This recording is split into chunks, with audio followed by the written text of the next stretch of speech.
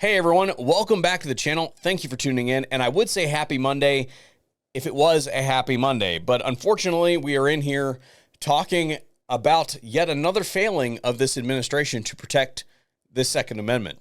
That's right, we have another instance of this administration that I voted for that is infringing on the Second Amendment rights of American citizens. And I'll tell you, it negatively impacts my day when I have to unfortunately talk smack about somebody that I helped put into office, because it is clear to me that this administration, and I knew this beforehand, does not have Second Amendment principles. They have to be told, they have to have their hand held and be carried over the line and beat over the head with everything to understand why this is important, because they just inherently do not get it. You can look at it from the personnel that they put into place to their positions on things in the past. They just do not get it. And again, they have to be drug over that line. So in light of that, I have brought back our Second Amendment scorecard. I finally had some time to reformat it because I ran out of space for all the bad stuff that they've been doing. So in here, though, I do want to put in a real quick mention that we're going to have a category that is about time stuff. And that is like, they recently got rid of the zero tolerance policy at the ATF. And it's like, that is a positive thing. Good job. But it should have been done a long time ago, because you mentioned it on the campaign trail and you said first day, first week. Where you been for 90 days? In the future, when they do something like that, it's just going to be accounted for in that category of about darn time, sir. Thank you, but where have you been type thing. So they got they're going to get a positive for those things, but it is only worth one. So I just want to make sure that's properly collated and expressed for what we're doing here. So anyway, today what we're talking about is an instance of the whole pistol brace situation. You remember that whole pistol brace rule that has since been enjoined and vacated? Yeah, so there's a guy that was arrested for, in my opinion, doing stuff that was less than intelligent. Let's be real.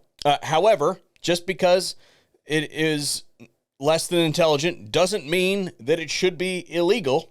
In fact, when it comes to malum prohibitum crimes, which are crimes that are crimes simply because the government says that they are crimes, not because they have any victims or anything like that, this guy is basically being prosecuted for possessing a weapon with an attached stabilizing brace, and the government is simultaneously, in the same indictment, calling it a unregistered short-barreled rifle and a pistol. And I understand that's how indictments work. They basically throw it out there and they see if they can get you indicted on it, and then the jury decides whether you're actually guilty of that crime or not, and that's how they try to pile a whole bunch of charges up on top of you. Today's video is brought to you by Excess Sights. I'm out here today preaching the good word of the Excess Big Dot site. If you don't like the Excess Big Dot site, then you're wrong.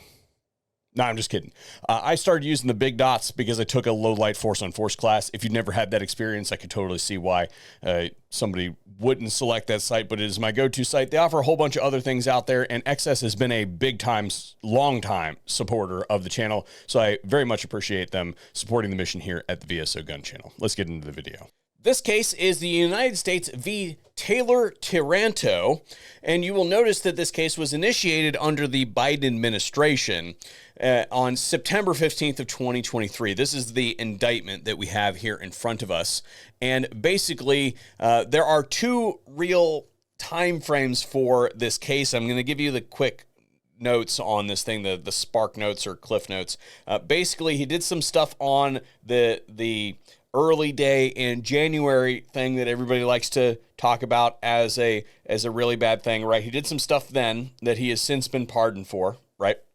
And then there was a separate date in June of 2023 where he was basically being followed by the authorities, shall we say, and he was found to be in possession of, let's see, count one, On or about June 29th, 2023, within the District of Columbia, Taylor Taranto knowingly possessed a firearm, namely a CZ Scorpion short barrel rifle that is not registered to him in the National Firearms Registration and Transaction Record.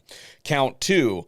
On or about June 29th, 2023, within the District of Columbia, Taylor Taranto did carry openly and concealed on or about his person in a place other than his dwelling place, place of business, or on other land possessed by him, a CZ Scorpion pistol without a license issued pursuant to law. Count 3, he had a Smith & Wesson Shield.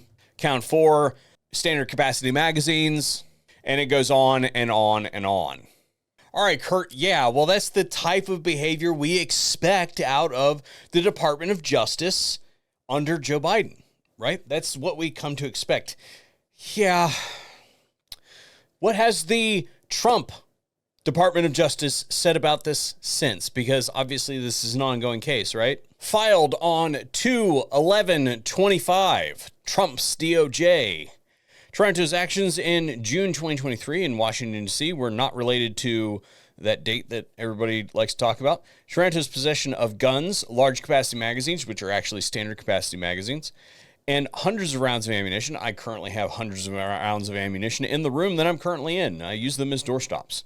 Alarming statements, et cetera, are not part of his pardon. And there you have it. When given an opportunity to not prosecute someone for Second Amendment related malaprobitum crimes, the Trump Department of Justice maintains the status quo.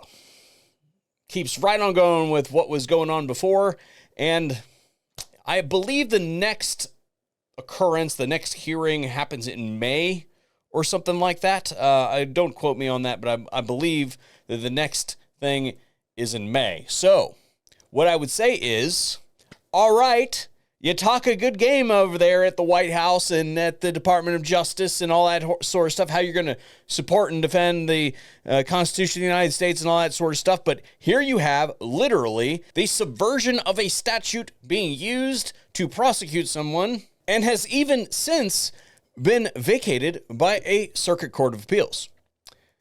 All of this is the direct result of this administration's flaccid response to Second Amendment issues. They are simply busy doing other things. They could have fixed all of this with a simple stroke of a pen, but they have decided not to do that, even though this is one of their favorite people. This is somebody who went and did some stuff for them on a particular date in January and is a former Navy veteran. Not quite a cop, but pretty close to their favorite type of person. We will back the blue.